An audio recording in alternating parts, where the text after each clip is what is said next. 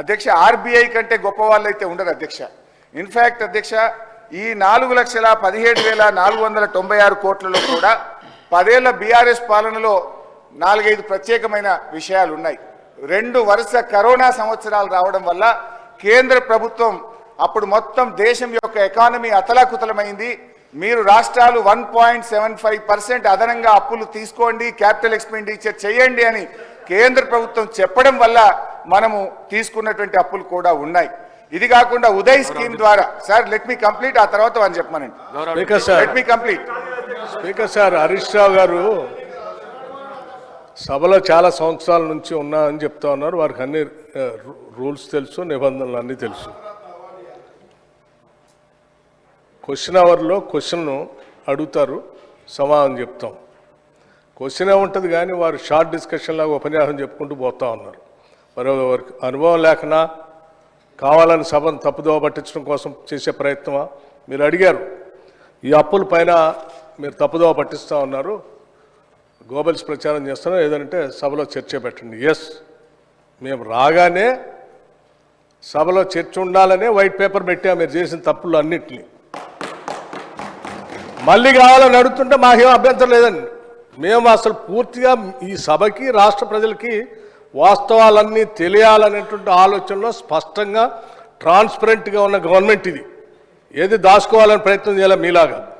So మీరు వాళ్ళ చర్చ పెడదామన్నా ఫైన్, షార్ట్ డిస్కషన్కి వీఆర్ రెడీ. మీరు ఏదో ఏ ఫామ్లో ఇస్తారో ఇవ్వండి, గౌరవ సభాపతి గారికి ఇవ్వండి, వారి అనుమతితో వారు ఇస్తే టైం ఇస్తే we are ready to debate sir.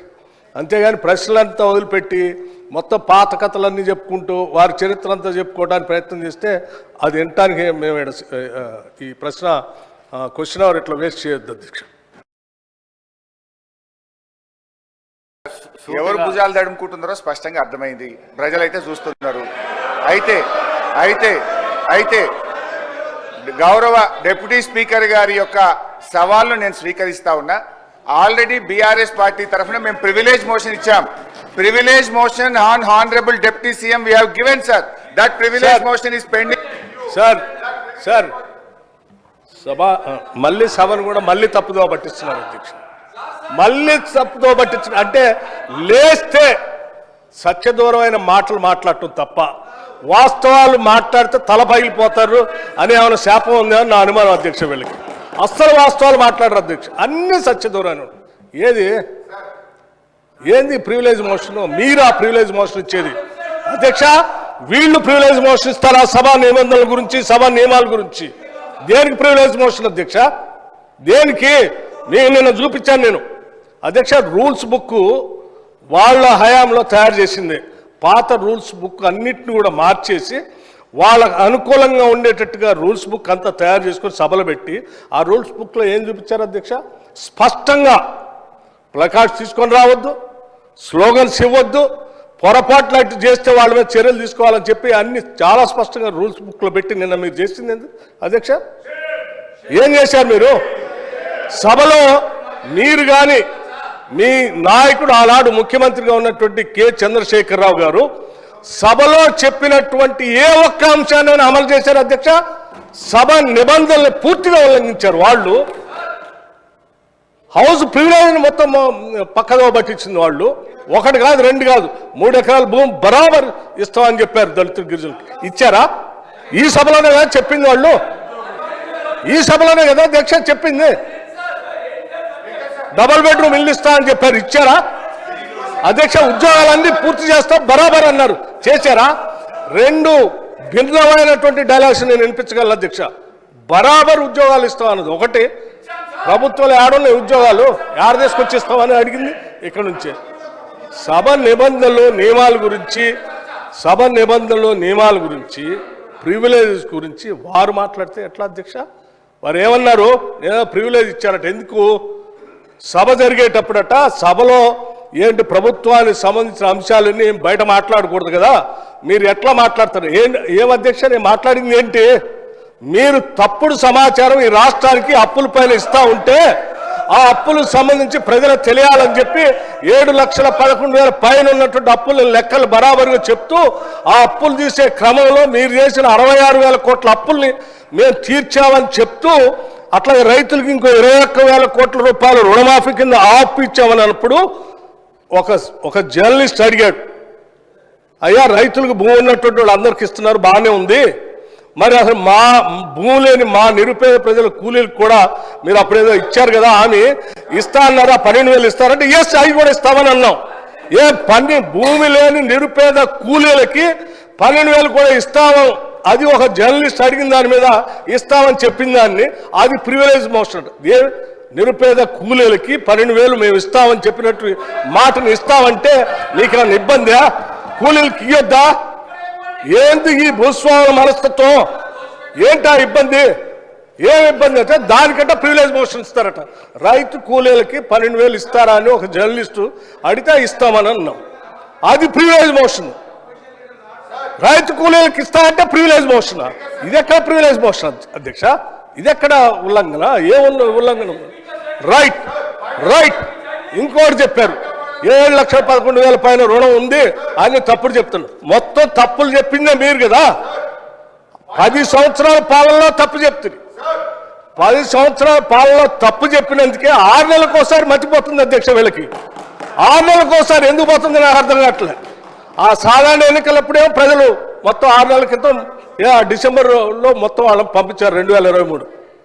అది అయిపోయిన 6 నెలలకి పార్లమెంట్ ఎన్నికలు వస్తే డిపాజిట్ గలం చేసేసారు ప్రజలు. 6 నెలల తర్వాత మళ్ళీ అసలు ఇది ఏందో వాళ్ళకి ఆలోచన పోయిందేమో, అసలు రాష్ట్ర ప్రజలు అన్ని తప్పుదోలు పట్టించారు. ఇది ఎక్కడన్యాయం అధ్యక్ష?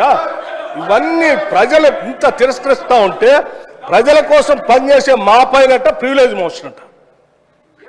ఎట్లా అధ్యక్ష? మీరు అడిగారు అప్పులు ఎన్ని ఉన్నాయని, చాలా స్పష్టంగా మేమేం దాచుకోలేదు అధ్యక్ష. అప్పులు తీసుకునే ప్రతిదీ ఆర్బీఐ ద్వారా, బ్యాంకు ద్వారా నిక్కచ్చిగా స్పష్టంగా ఉంటుంది అధ్యక్ష. ఆ స్పష్టంగా ఉన్న కాగితాన్ని వాళ్ళ మేము దాయలే. వాళ్ళు ప్రతి సందర్భంలో 7 లక్షల పైన అప్పు ఉందనేది ఏది మీరు కార్పొరేషన్ ఇచ్చిన గ్యారంటీస్ వాటిని ఎప్పుడు కలిపి చెప్పలే. కానీ వాళ్ళు మేము చెప్పామే, దాచుకోలేదు కదా. మీలాగా సభను తప్పుదో పట్టించే మీరు ఎప్పుడు చెప్పలేదు. 7 లక్షల పైబడి ఉన్న మాట దాచిపెట్టారు మీరు. మేము ఇవాళ దాయలేదు. నువ్వు ప్రశ్న అడిగితే స్పష్టంగా ప్రశ్న సమాధానం చెప్పాం. దీనిపైన చర్చ కావాలన్న ఫైన్, రెడీ మేము. Sir one minute Harish Rao గారు, మీరు అడిగిన ప్రశ్నకు కరెక్ట్గా మీరు అడిగితే ఈ డైవర్షన్స్ కావు. ఈ డైవర్షన్స్ అయితే 1 అవర్ లోపల నీకు 10 క్వశ్చన్స్ ఏడాగా కంప్లీట్ అవుతాయి. దయచేసి మీరు వేరే దానికి పోకుండా క్వశ్చన్కు సంబంధిత ప్రశ్నలే అడగండి మీరు దయచేసి, ప్లీజ్. హరీష్ రావు గారు. స్పీకర్ సార్, మాకు మాత్రమే నీతులు చెప్తారు, అటువైపు ఎందుకు చెప్పారు సార్? అదే మీరు ఇప్పుడు వారు మొత్తం రాజకీయ ఉపన్యాసం చేయొచ్చు, రాజకీయం అంతా మాట్లాడొచ్చు. నేను I was confined to the subject sir. నేను డీవియేట్ కాలేదు. దయచేసి మీరు మా హక్కులను కాపాడాలి సార్. వికారాబాద్ ప్రజలు కూడా చూస్తున్నారు సార్, మా హక్కులు కాపాడాలి సార్. మీరు ఇక్కడ స్టార్ట్ అయితే అధ్యక్ష, స్పీకర్ సార్, మీరు ఒక విషయాన్ని క్లారిఫై చేయాలి. ఆ రకంగా శాసించడం కరెక్ట్ కాదు సార్. అధ్యక్ష, నాకు హరీష్ రావు గారి మీద చాలా గౌరవం ఉంది అధ్యక్ష. వారు సీనియర్ సభ్యులు, గతంలో 10 ఏళ్ళు ఉన్నారు, అంతకుముందు కూడా ఉమ్మడి రాష్ట్రంలో ఉన్నారు, ఇప్పుడు కూడా ఉన్నారు అధ్యక్ష. వారు మాట్లాడితే పదే అసలు సభాపతి అన్నా సభా స్థానం అన్నా గౌరవం లేకుండా వాళ్ళు మాట్లాడుతుంటే ఎట్లా అధ్యక్ష? నిన్న అధ్యక్ష నేను చూశాను, బీఎస్సీ సమావేశం జరిగేటప్పుడు అధ్యక్ష వీళ్ళు చేసింది ఏంది, బీఎస్సీ సమావేశం జరిగేటప్పుడు నిన్న కూడా నిరసన చెప్పిపోయారు అధ్యక్ష. నేను అందుకే చెప్తాను, బీఎస్సీ సమావేశం జరుగుతూ ఉంది. 10 ఏళ్ళు బీఎస్సీలో ఏం చేసావు అధ్యక్ష? మీకు సభకి రాష్ట్ర ప్రజలకు కూడా తెలియాలి ఏం చేసావు అధ్యక్ష.